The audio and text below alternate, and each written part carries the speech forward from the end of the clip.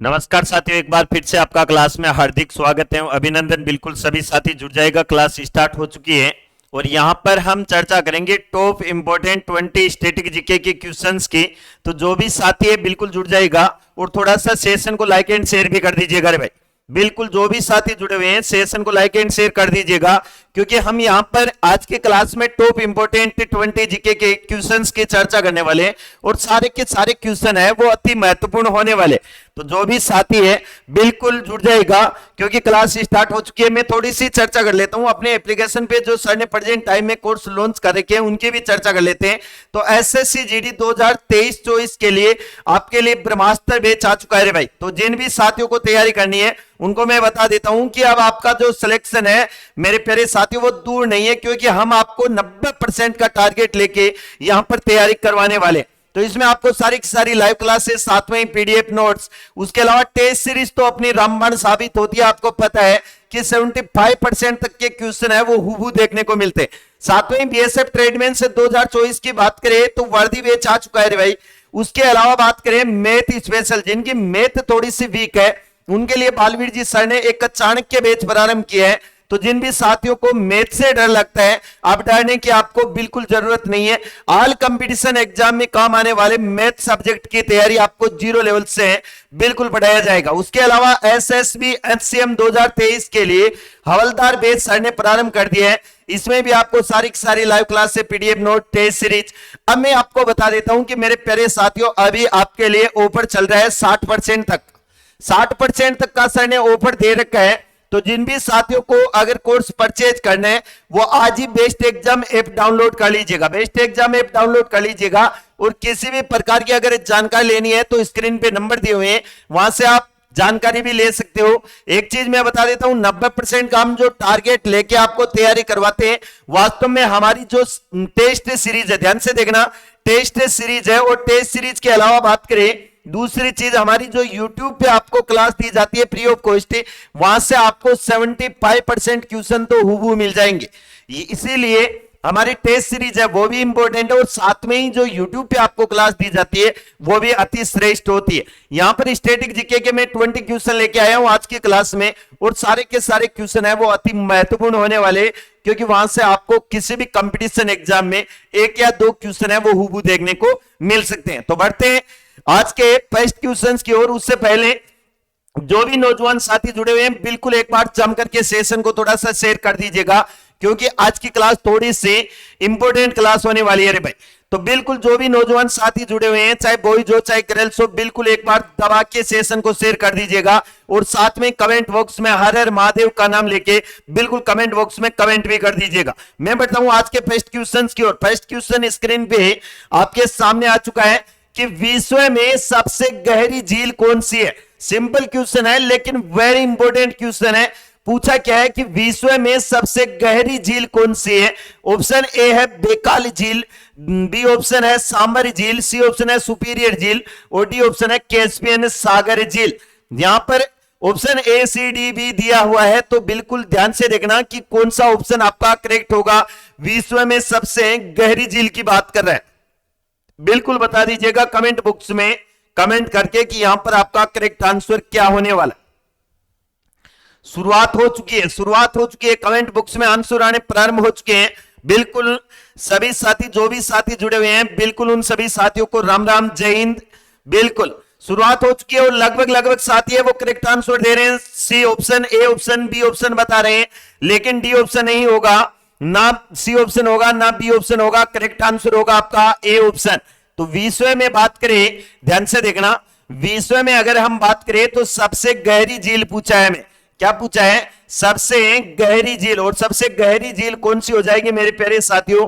Baikal झील हो जाएगी, याद रखिएगा, बेकाल झील। और बेकाल झील की बात करें तो विश्व का 22 से 23% शुद्ध जल इसमें आपको देखने को मिलता है। यह चीज भी आपको याद रखनी है। साथ में मैं बता देता हूं कि जो बेकाल झील है वो मीठे पानी की झील है रे भाई। यह चीज भी आपको ध्यान रखना है, मीठे पानी की झील है। और विश्व की सबसे गहरी झील मानी जाती है कौन सी झील? बेकाल झील। सबसे ऊंचाई पर पूछे तो टीटीकाका, याद रखना कौन सी झील हो जाएगी? टीटीकाका झील हो जाएगी। यह सबसे ऊंचाई पर स्थित झील हो जाएगी मीठे पानी की। यह भी चीज आपको याद रखनी है। बिल्कुल मेरे जो भी नौजवान साथी जुड़े हुए हैं उनका जो प्रेम और सहयोग है वो लगातार बढ़ रहा है, अच्छी बात है। बिल्कुल सेशन को इसी प्रकार से शेयर करते रहेगा ताकि आपका जो सहयोग और प्रेम भाव जिस प्रकार से बढ़ रहा है उसी के अनुरूप आपको रोज शाम 7:15 पे स्टैटिक जीके की धमाकेदार क्लास मिलती रहे।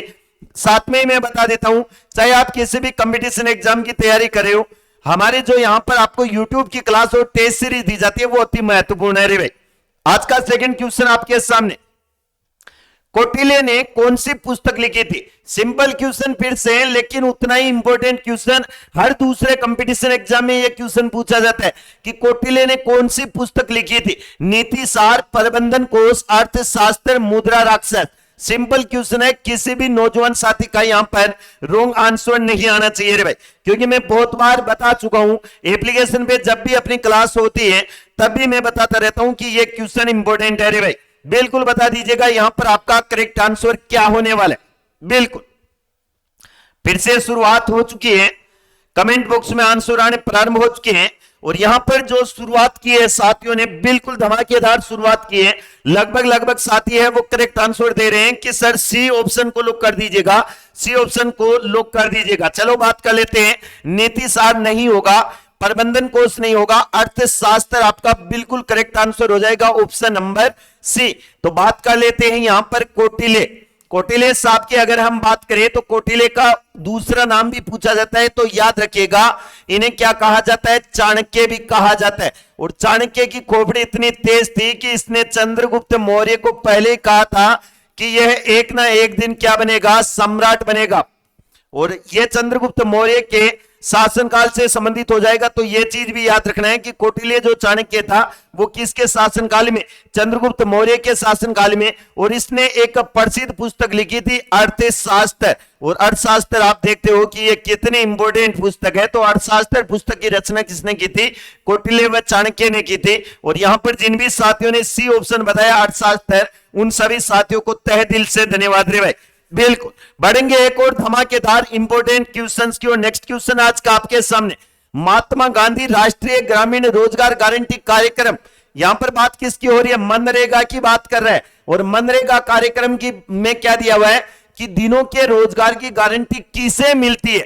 यहां पर क्वेश्चन यहां से बनता है कि किसे मिलती है? प्रत्येक परिवार को मिलती है, प्रत्येक नागरिक को मिलती है, प्रत्येक वयस्क को मिलती है, या प्रत्येक गांव को मिलती है? सोच समझ के आंसर देना, क्योंकि चारों ही ऑप्शन है वो थोड़े से क्लोज ऑप्शन पूछे। बिल्कुल बता दीजिएगा कि यहां पर आपका करेक्ट आंसर क्या होने वाला है। शुरुआत हो चुकी है, कमेंट बॉक्स में आंसर आने प्रारंभ हो चुके हैं फिर से। और लगभग साथी है वो करेक्ट आंसर की ओर जा रहे हैं। कुछ साथी गलती भी कर रहे हैं रे भाई, यहां पर कुछ साथी है वो गलती भी कर रहे हैं। प्रत्येक नागरिक भी आंसर आ रहा है, प्रत्येक वयस्क भी आ रहा है और प्रत्येक परिवार भी आ रहा है। तीनों ऑप्शन आ रहे हैं, प्रत्येक गांव को छोड़कर तीनों ऑप्शन आंसर आ रहे हैं। चलो यहां पर बात करेंगे महात्मा गांधी राष्ट्रीय ग्रामीण रोजगार गारंटी योजना की, तो ध्यान से देखिएगा। बात करें यहां पर तो आपका डी ऑप्शन नहीं होगा, सी ऑप्शन भी नहीं होगा, बी ऑप्शन भी नहीं होगा, ए ऑप्शन आपका करेक्ट हो जाएगा। प्रत्येक परिवार को ध्यान से देखना। अगर हम मनरेगा की बात करें तो मेरे नौजवान साथियों 2005 में इसकी शुरुआत हुई थी, लेकिन इस समय पूरे भारत देश में नहीं हुई थी, यह भी चीज आपको याद रखना है। साथ में हम बात करें कौन से राज्य से, तो आंध्र प्रदेश राज्य का नाम आपको याद रखना है। शुरुआत कहां से? आंध्र प्रदेश राज्य से। और प्रत्येक परिवार को ध्यान से देखना, प्रत्येक अगर आप परिवार की बात करें तो प्रत्येक परिवार के वयस्क जो आदमी होता है जिसकी आयु 18 वर्ष प्लस हो जाती है, उसके एक सदस्य को यह रोजगार देता है। टोटल जो 365 दिन एक साल में होते हैं उसमें से 100 दिन का रोजगार यह प्रत्येक परिवार को उपलब्ध करवाती है। आ गई बात समझ में? तो प्रत्येक वयस्क व्यक्ति को नहीं होगा, क्योंकि पूरे परिवार के जितने भी वयस्क हैं उनको नहीं दिया जाएगा, ना प्रत्येक भारतीय नागरिक को दिया जाएगा, ना प्रत्येक गांव को दिया जाएगा। प्रत्येक परिवार का एक वयस्क मताधिकार। बिल्कुल करेक्ट हो जाएगा ऑप्शन नंबर ए आपका।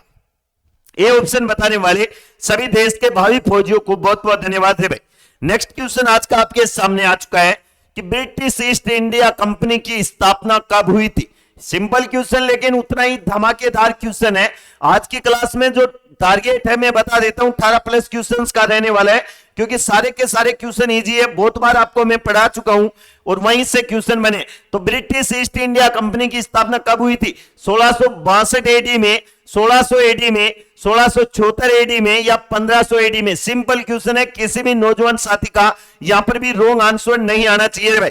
बिल्कुल बता दीजिएगा कमेंट बॉक्स में कमेंट करके कि यहां पर आपका करेक्ट आंसर क्या होने वाला है। बिल्कुल फिर से शुरुआत हो चुकी है, कमेंट बॉक्स में आंसर आने प्रारंभ हो चुके हैं और लगभग साथी फिर करेक्ट आंसर की ओर जा रहे हैं भाई, बिल्कुल करेक्ट आंसर की जा रहे हैं। बहुत बहुत धन्यवाद सभी नौजवान साथियों ने जिन्होंने ऑप्शन नंबर बी आंसर दिया है, बिल्कुल करेक्ट हो जाएगा 1600 एडी। तो बात कर लेते हैं 1600 ईस्वी की। 1600 ईस्वी में हुआ क्या था? 31 दिसंबर 1600 ईस्वी, पूरी डेट याद रखिएगा, 21 दिसंबर 1600 ईस्वी को अंग्रेजों के द्वारा, किसके द्वारा? अंग्रेजों के द्वारा ईस्ट इंडिया कंपनी, जो ब्रिटिश ईस्ट इंडिया कंपनी थी, उसकी स्थापना की गई थी। और सबसे पहले फैक्ट्री कहां पर लगाई थी? तो याद रखना सूरत में।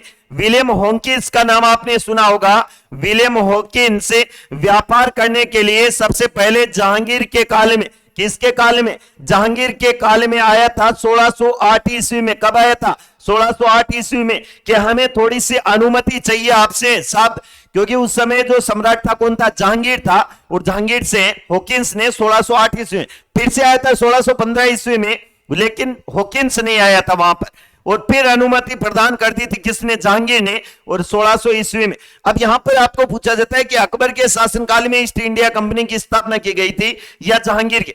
तब आपका राइट आंसर अकबर हो जाएगा, क्योंकि 1605 ईस्वी तक अब अकबर था और ये ईस्ट इंडिया कंपनी की स्थापना हो गई थी 1600 ईस्वी में। तो करेक्ट आंसर आपका अकबर, याद रखिएगा। लेकिन व्यापार की अनुमति जहांगीर के काल में। नेक्स्ट क्वेश्चन, भारत एक गणतंत्र है क्योंकि?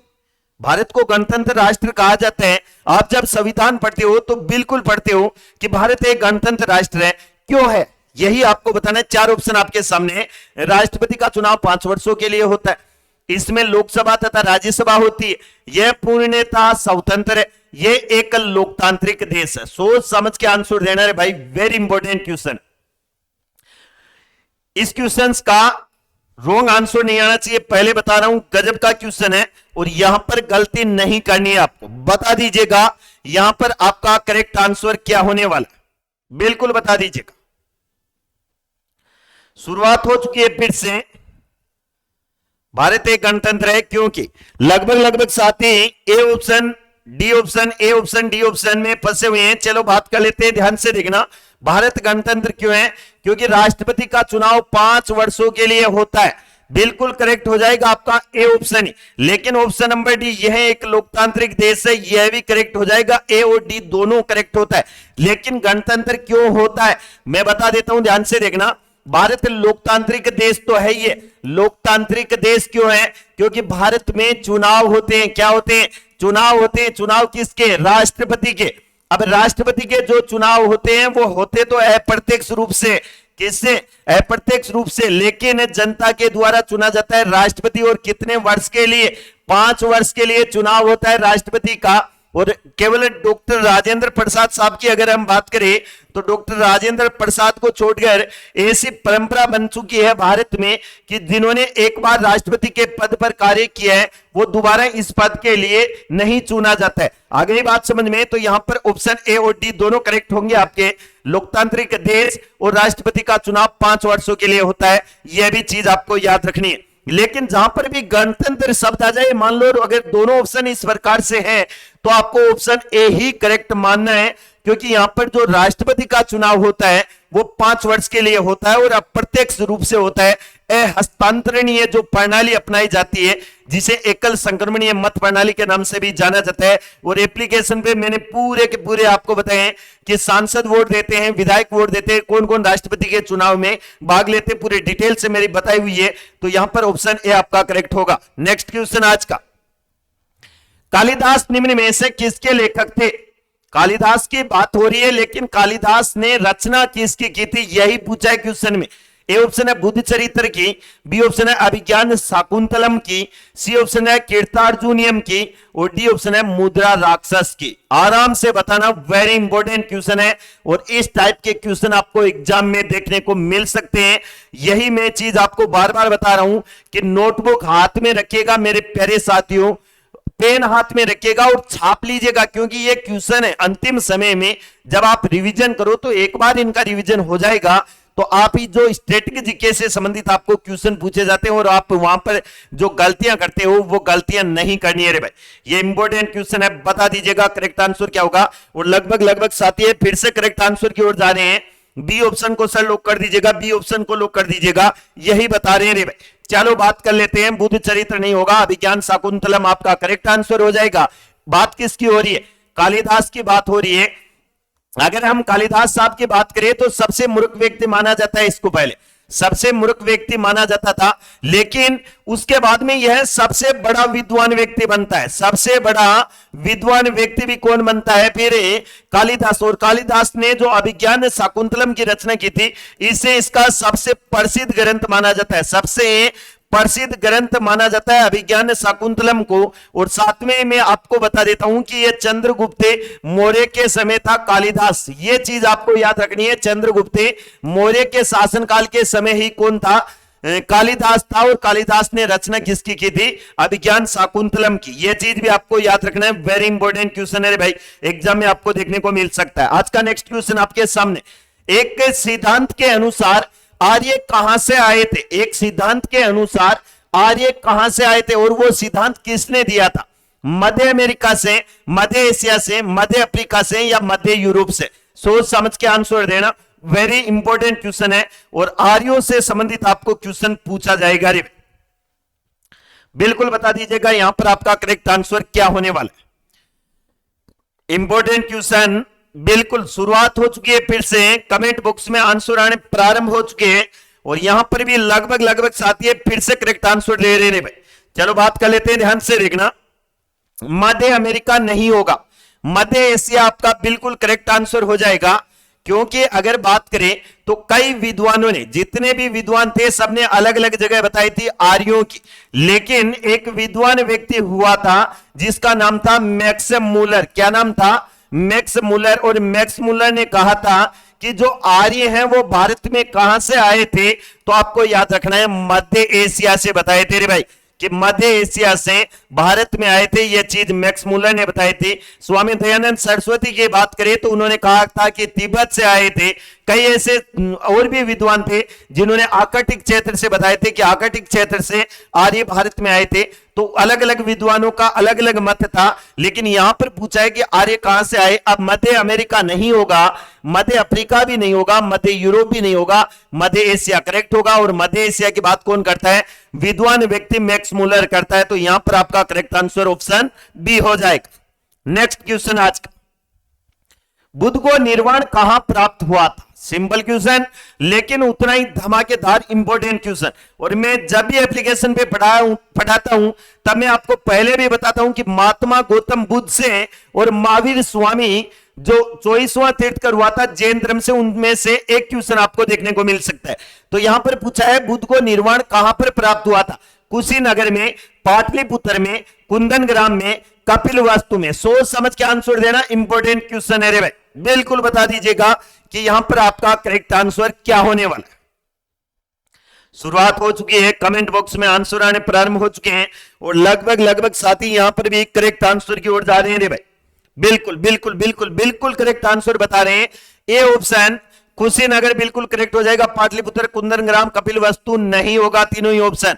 कुशीनगर की बात कर लेते हैं तो कुशीनगर की सबसे पहले राजधानी की बात करें तो पावापुरी नाम आपको सुना होगा आपने, पावापुरी। लेकिन कुशीनगर में ज्ञान की प्राप्ति हो जाती है किसको? महात्मा गौतम बुद्ध को। ध्यान से देखना, महात्मा गौतम बुद्ध साहब को। लेकिन कितने वर्ष की आयु में? यह क्वेश्चन भी पूछा जाता है, तो याद रखना 80 वर्ष की आयु में इससे ज्ञान की प्राप्ति, निर्वाण की प्राप्ति हो जाती है।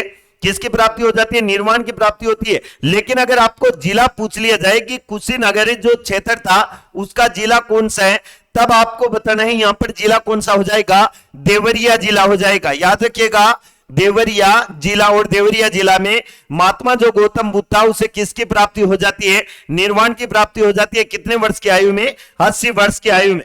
नेक्स्ट क्वेश्चन आज का, दक्षिण पश्चिमी मानसून के बाद बोए जाने वाली फसलों को क्या कहते हैं? भाई दक्षिण पश्चिमी, ये भारत देश है, और यहां पर अगर हम बात करें ये दक्षिणी क्षेत्र, ये पश्चिमी क्षेत्र, और आपको पता है कि भारत में जो वर्षा होती है वो दक्षिण पश्चिमी मानसून से होती है। इस प्रकार से आगे बढ़ता है मानसून, और इस मानसून से जब वर्षा होती है तो उसके बाद में कौन सी फसल बोई जाती है, यही पूछा है। तो खरीफ की फसल, रबी की फसल, वार्षिक फसलें या मौसमी फसलें, सोच समझ के बताना। ये दिमाग की क्वेश्चन है, साइकोलॉजी टाइप का क्वेश्चन है, और इस टाइप का क्वेश्चन आपको एग्जामिनर है वो 100% पूछेगा।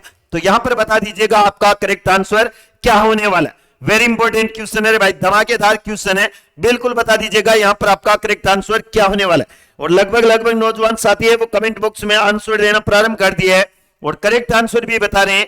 चलो यहां पर बात कर लेते हैं, ध्यान से देखना। यहां पर मौसमी फसलें नहीं होगी, वार्षिक फसलें नहीं होगी, रबी फसलें नहीं होगी। ऑप्शन ए आपका करेक्ट हो जाएगा, क्योंकि दक्षिण पश्चिमी मानसून की बात करें तो यह भारत में जून माह में प्रारंभ होता है। लगभग 25 जून के करीब भारत में मानसून प्रवेश करते हैं। और जब आपको जून का पता चल जाएगा तो आपको पता है कि खरीफ की जो फसलें होती है, कौन सी खरीफ की फसलें, जैसे अगर हम बात करें कि गंवार है, बाजरा, मोट, चावल पूरे वर्ष भर बोई जाती है, लेकिन खरीफ की फसल में इसे शामिल किया जाता है। ये सारी की सारी खरीफ की फसलें वो वर्षा ऋतु के बाद में ही बोई जाती है। तो यहां पर ऑप्शन ए आपका करेक्ट हो जाएगा। कौन सी फसलें? खरीफ की फसलें। और खरीफ की फसलें जिन भी नौजवान साथियों ने आंसर दिया है उन सभी साथियों को बहुत बहुत धन्यवाद। नेक्स्ट क्वेश्चन आज का, सौरमंडल में सबसे बड़ा ग्रह कौन सा है? ये इंपॉर्टेंट क्वेश्चन है रे भाई, डबल स्टार बना लेना, क्योंकि सौरमंडल से संबंधित एक क्वेश्चन आपको एग्जाम में देखने को मिल सकता है। एग्जामिनर ये इस प्रकार का क्वेश्चन पूछता भी है। क्यों पूछता है? क्योंकि पहली टॉपिक जो आपका वर्ल्ड ज्योग्राफी में है वो सौरमंडल से संबंधित ही है, तभी ये क्वेश्चन बनता है। तो सौरमंडल में सबसे बड़ा ग्रह कौन सा है? मंगल, बुध, बृहस्पति, शुक्र। सोच समझ के आंसर देना, वेरी इंपॉर्टेंट क्वेश्चन है और सिंपल क्वेश्चन भी है, लेकिन पूछा जाता है एग्जाम में। बता दीजिएगा यहां पर आपका करेक्ट आंसर क्या होने वाला। कमेंट बॉक्स में आंसर आने प्रारंभ हो चुके हैं और लगभग साथी फिर से करेक्ट आंसर की ओर जा रहे हैं। सर बृहस्पति को लोग कर दीजिएगा। चलो भाई, बृहस्पति आपका बिल्कुल करेक्ट आंसर हो जाएगा, ऑप्शन नंबर सी। सौरमंडल की अगर हम बात करें तो ध्यान से देखना, सौरमंडल में सबसे बड़ा ग्रह कौन सा हो जाएगा? बृहस्पति ग्रह हो जाएगा। कौन सा ग्रह? बृहस्पति ग्रह सबसे बड़ा ग्रह माना जाता है, सबसे बड़ा ग्रह माना जाता है। और सूर्य से अगर हम बात करें तो ध्यान से देखना, अगर सूर्य से चर्चा करें तो ये 5वें नंबर का ग्रह है। कौन से नंबर का? 5वें नंबर का ग्रह। साथ में ही सबसे छोटा ग्रह पूछा जाए तो बुध का नाम याद रखना है। सबसे छोटा ग्रह कौन सा हो जाएगा? तो सबसे छोटा ग्रह हो जाएगा मेरे प्यारे साथियों बुध। ऐसे नाम याद नहीं रहता है तो बुधवार, बुध दो ही अक्षर का है, तो सबसे छोटा हो जाएगा। और बृहस्पति में आप देखोगे तो 4 से 5 अक्षर आपको नजर आएंगे, तो बृहस्पति सबसे बड़ा याद रह जाएगा। ट्रिक मान लीजिएगा, सबसे छोटा बुध, सबसे बड़ा बृहस्पति। सूर्य से 5वें स्थान पे आता है बृहस्पति ग्रह। बाकी ग्रहों की चर्चा एप्लीकेशन पे मैंने आपको डिटेल से बताई है। बढ़ेंगे नेक्स्ट क्वेश्चन की ओर। एकमात्र उड़ाका स्तनधारी कौन सा है? एकमात्र उड़ाका उड़ने वाला स्तनधारी कौन सा? स्तनधारी पूछा है, चूहा, बिल्ली, चमगादड़, गिलहरी। सिंपल क्वेश्चन है, साइकोलॉजी का क्वेश्चन है, इसे मान के चलेगा आपके दिमाग पे आधारित इसका आंसर होना चाहिए कि एकमात्र जो उड़ाका स्तनधारी जीव है वो कौन सा होगा। बिल्कुल बता दीजिएगा कमेंट बॉक्स में कमेंट करके। और साथ में आपका जो सहयोग और प्रेम भाव है उसमें लगातार वृद्धि होनी चाहिए रे भाई। तो बिल्कुल सेशन को भी थोड़ा शेयर करते रहेगा ताकि सभी जो नौजवान साथी है उन तक अपनी क्लास पहुंचती रहे, क्योंकि ऐसी धमाकेदार क्लासें अगर आपको रोज चाहिए तो उसके लिए आपका भी सहयोग और प्रेम भाव मिलता रहना चाहिए रे भाई। बिल्कुल बता दीजिएगा यहां पर आपका करेक्ट आंसर क्या होने वाला है। और लगभग साथियों ने शुरुआत कर दी है, लेकिन अलग अलग आंसर यहां पर देखने को मिल रहे हैं। चलो बात कर लेते हैं भाई। चूहा नहीं होगा, बिल्ली नहीं होगा, चमगादड़ आपका बिल्कुल करेक्ट आंसर हो जाएगा, सी ऑप्शन। अगर चमगादड़ की अगर हम बात करें तो जो चमगादड़ जो जीव है वो किस में माना जाता है? उड़ने वाला माना जाता है, तो उसे कहा जाता है उड़ाका स्तनधारी। क्या कहा जाता है? उड़ाका स्तनधारी कहा जाता है। हालांकि इसमें मानव भी सम्मिलित किया जा सकता है, लेकिन मानव उड़ने के लिए किसका या किसकी सहायता लेता है, वो हेलीकॉप्टर, प्लेन, इनकी आवश्यकता पड़ती है, तो वो नहीं हो सकता। लेकिन यहां पर स्तनधारी जीव पूछा है, तो आपका करेक्ट आंसर क्या हो जाएगा, ऑप्शन सी हो जाएगा, चमगादड़। और चमगादड़ के बारे में आप जानते हो, तो बताने की ज्यादा आवश्यकता आपको है नहीं। तो यहां पर जिन भी साथियों ने ऑप्शन सी बताए हैं, उन सभी साथियों को बहुत बहुत धन्यवाद। नेक्स्ट क्वेश्चन आज का, गिर राष्ट्रीय उद्यान किस राज्य में, यह इंपॉर्टेंट क्वेश्चन है रे भाई, और इससे बार बार पूछा जाता है। क्यों पूछा जाता है वो भी मैं रीजन आपको बताने वाला हूं कि गिर जो राष्ट्रीय उद्यान है वो किस स्टेट में स्थित है, केरल में, गुजरात में, बिहार में या असम में। सोच समझ के आंसर देना, सिंपल क्वेश्चन है, किसी भी साथी का यहां पर भी रॉन्ग आंसर नहीं आना चाहिए, क्योंकि बार बार मैं बता चुका हूं। और जब राष्ट्रीय उद्यान वन्य जीव अभ्यारण्य जब मैंने आपको टॉपिक करवाया था, उसमें भी मैंने कहा था कि गिर के बारे में आपको पूछा जा सकता है। क्यों पूछा जा सकता है, इसके पीछे 2-3 रीजन है, अभी बताऊंगा आपको। बिल्कुल बता दीजिएगा कि यहां पर आपका करेक्ट आंसर क्या होने वाला है। शुरुआत हो चुकी है, शुरुआत हो चुकी है और करेक्ट आंसर बता रहे हैं। ए ऑप्शन नहीं होगा, बी ऑप्शन आपका बिल्कुल करेक्ट हो जाएगा, गुजरात स्टेट। ध्यान से देखना, अगर भारत देश की बात करें तो यहां पर स्टेट स्थित है गुजरात राज्य। कौन सा राज्य, गुजरात राज्य, और गुजरात राज्य में स्थित है गिर राष्ट्रीय उद्यान। अब यहां से क्वेश्चन आपको क्यों पूछा जाता है एग्जाम में, वो भी मैं चीज बता देता हूं। गिर है वो एकमात्र, ध्यान से देखना, विश्व का भी एकमात्र है और भारत का भी एकमात्र ऐसा अभ्यारण्य है जहां पर सिंह है वो आराम से, सिंह का मतलब हो गया शेर, जो लोइन होते हैं वो आराम से यहां पर घूमते फिरते आपको नजर आएंगे, इसलिए यह क्वेश्चन आपको पूछा जाता है। तो एकमात्र निवास स्थान है शेरों का कौन सा अभ्यारण्य, गिर राष्ट्रीय उद्यान, जो गुजरात राज्य में है। साथ में मैं बता देता हूं कि अभी जो पीएम साहब है अपने नरेंद्र मोदी जी, वो भी गुजरात स्टेट से ही बिलोंग करते हैं, तो इस प्रकार से भी क्वेश्चन आपके यहां पर बन सकता है।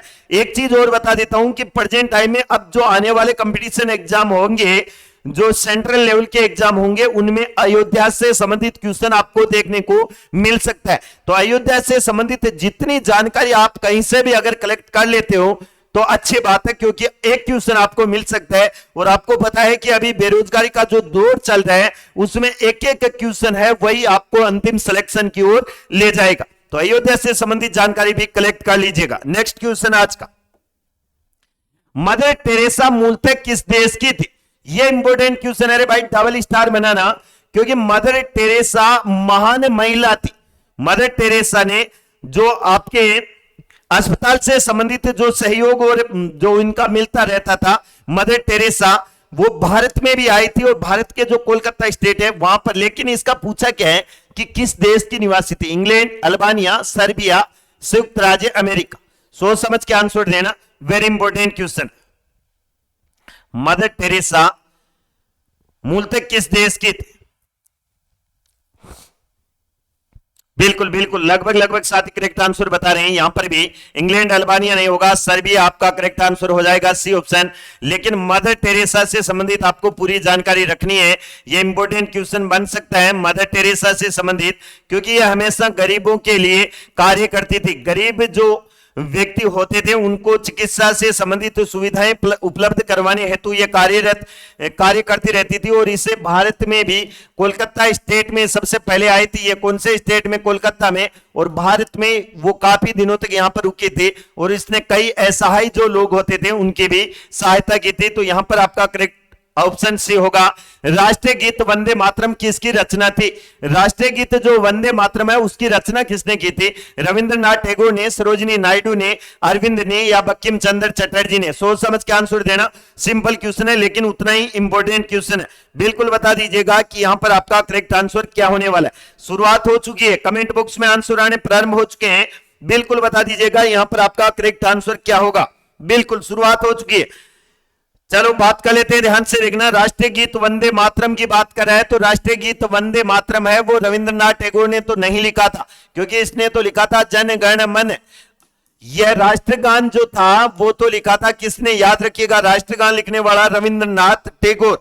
सरोजिनी नायडू नहीं होगा, लेकिन सरोजिनी नायडू से संबंधित भी क्वेश्चन पूछा जाता है कि आईएनसी जो इंडियन नेशनल कांग्रेस है उसकी एकमात्र महिला अध्यक्ष थी जिसने अध्यक्षता की थी, यह भारतीय महिला थी। उससे पहले श्रीमती एनी बेसेंट ने भी कही थी 1916 में, लेकिन सरोजिनी नायडू ने 1925 ईस्वी में की थी। ये चीज याद रखना है, अरविंद होगा नहीं। बंकिम चंद्र जी आपका करेक्ट आंसर हो जाएगा डी ऑप्शन। बात कब की है? 7 नवंबर 1985 ईस्वी की बात है। और इस समय जो बंकिम चंद्र चटर्जी थे, बंकिम चंद्र चटर्जी साहब ने जो राष्ट्रीय गीत अपना वंदे मातरम है, वंदे मातरम को सबसे पहले लिखा था रे। तो ये चीज आपको याद रखना है, बंकिम चंद्र चटर्जी और वंदे गीत जो राष्ट्रीय गीत है अपना वंदे मातरम, वो बिल्कुल करेक्ट हो जाएगा डी ऑप्शन। डी ऑप्शन बताने वाले सभी नौजवान साथियों को बहुत बहुत धन्यवाद। बढ़ेंगे एक और इंपॉर्टेंट क्वेश्चन की ओर। आज का नेक्स्ट क्वेश्चन है, गैस आयतन मापी क्या मापने का उपकरण? यहां पर आपको दिया है आयतन मापी, जो आयतन मापी है वो क्या मापने का उपकरण है? गैस का आयतन, गैस का दाब, गैस का द्रव्यमान या गैस का घनत्व है। सोच समझ के आंसर देना।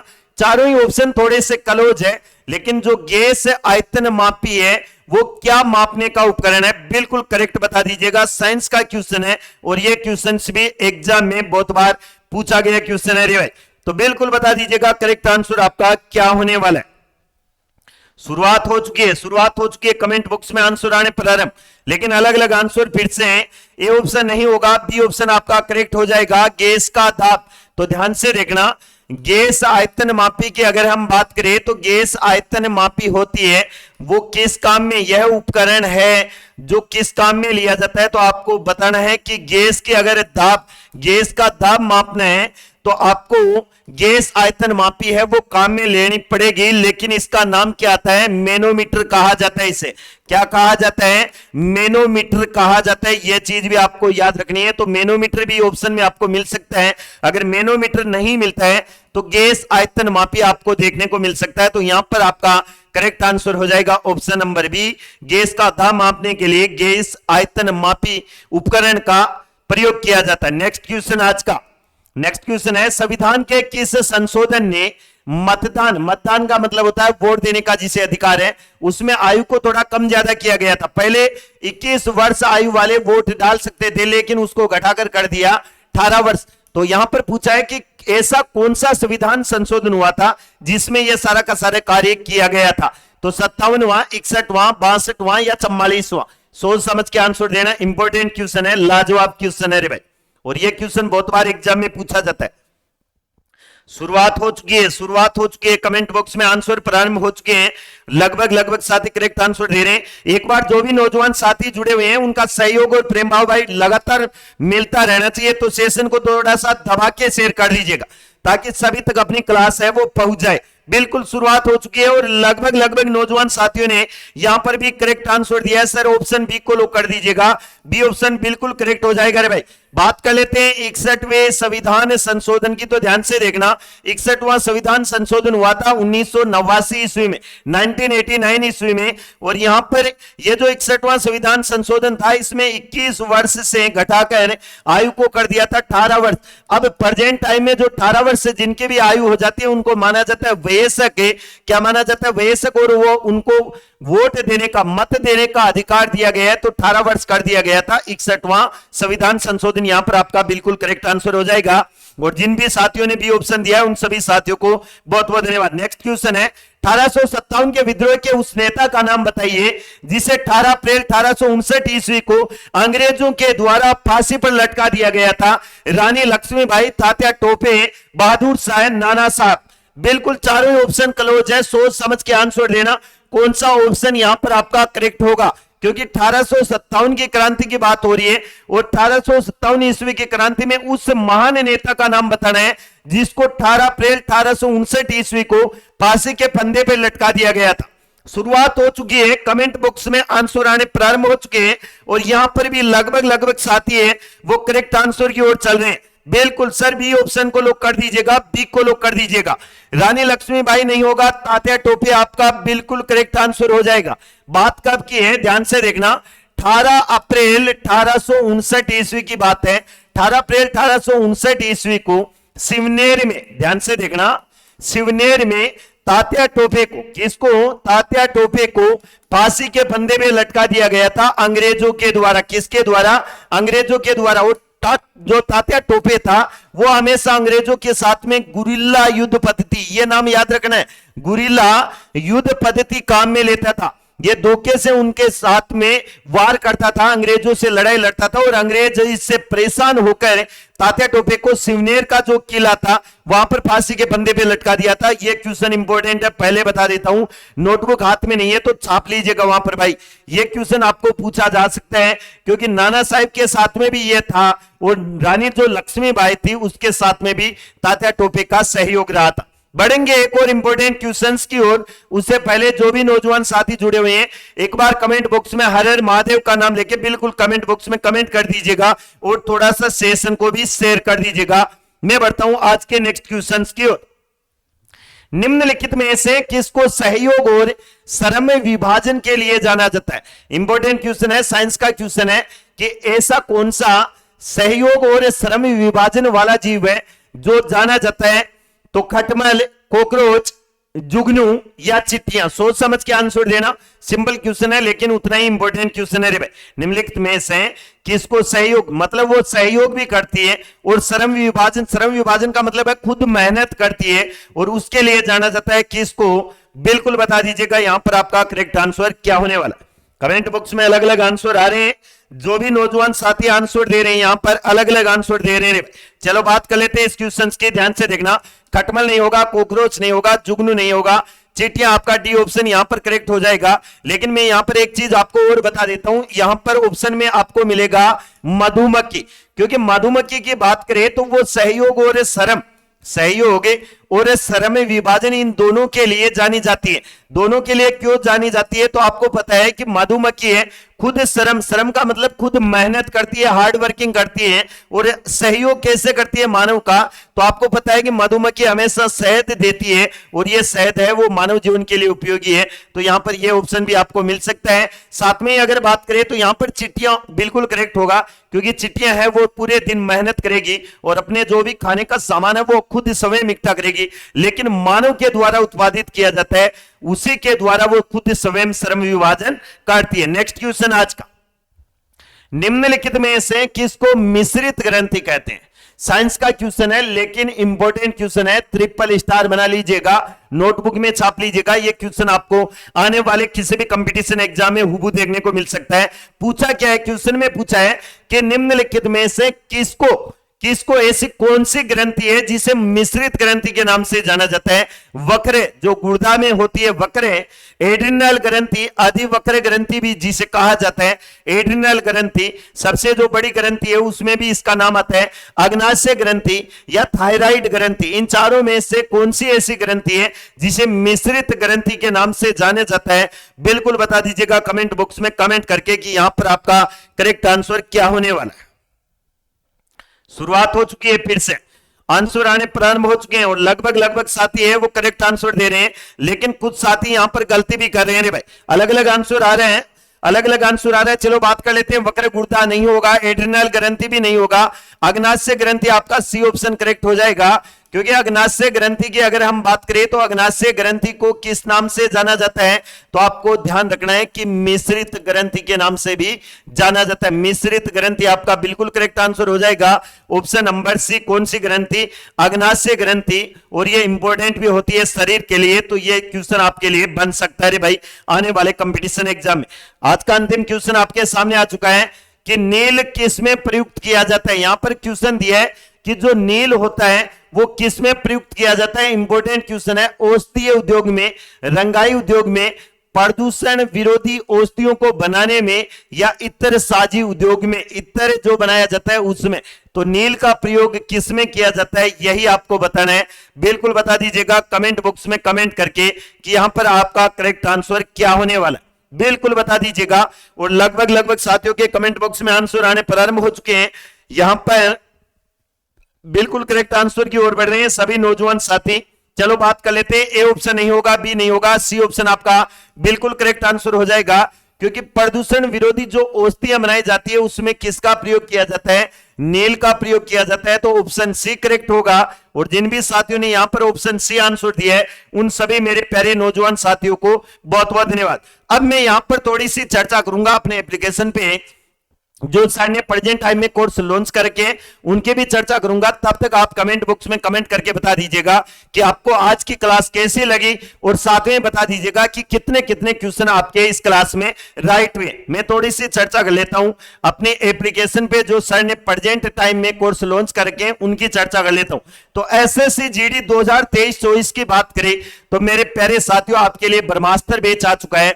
जिन भी साथियों को तैयारी करनी है उनको मैं बता देता हूं कि इसमें आपको सारी की सारी लाइव क्लासेस, साथ में पीडीएफ नोट, टेस्ट सीरीज जो रामबाण साबित होती है, अपनी टेस्ट सीरीज भी सर आपको देते हैं। और जो टेस्ट सीरीज है वो वर्तमान समय में जिस टाइप के आपके क्वेश्चन पेपर आते हैं उसी पे आधारित पूरी की पूरी टेस्ट सीरीज है रे भाई। साथ में बीएसएफ ट्रेडमेंस 2024 की अगर तैयारी करना चाहता है तो वो साथी भी हमारे साथ में जुड़ सकता है, वर्दी बैच ज्वाइन कर सकता है रे भाई। 60% का ऑफर चल रहा है, मात्र 399 रुपए में आप वर्दी बैच को ज्वाइन कर सकते हैं। साथ में मैथ जिनकी वीक है और मैथ से बहुत ज्यादा डरते हैं उनके लिए मैथ स्पेशल बैच प्रारंभ कर दिए हैं, चाणक्य बैच। तो जिन भी साथियों को चाणक्य बैच लेना है उनको मैं बता देता हूं कि आप चाहे किसी भी कंपटीशन एग्जाम की तैयारी करें, ऑल कंपटीशन एग्जाम के लिए चाणक्य बैच हमारा आ चुका है। इसमें आपको ऑल टॉपिक के साथ में 100 ट्रिक के साथ में बालवीर जी सर आपको मैथ है वो जीरो से हीरो बनाकर छोड़ेंगे आपको। साथ में एसएसबी एचसीएम 2023 की बात करें तो हमारा हवलदार बैच आ चुका है, और जिन भी साथियों को तैयारी करना है वो भी जुड़ सकता है हमारे साथ में। साथ में मैं आपको एक चीज और बता देता हूं कि जिन भी साथियों को कोई सा भी कोर्स परचेज करना है वो बेस्ट एग्जाम ऐप डाउनलोड कर लीजिएगा और वहां से आप किसी भी कोर्स को परचेज कर सकते हो। साथ में मैं एक चीज और बता देता हूं कि हम यहां पर 90% का टारगेट लेके आपको तैयारी करवाते हैं।